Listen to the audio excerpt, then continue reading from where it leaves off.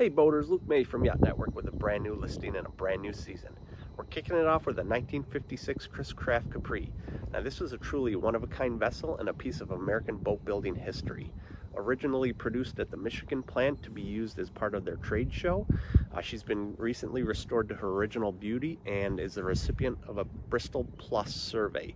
Absolutely gorgeous condition. She has the brass fittings and the brass trim, bright red interior, also has some recent upgrades as far as USB charging ports, removable bimini top, heated front seat, and more.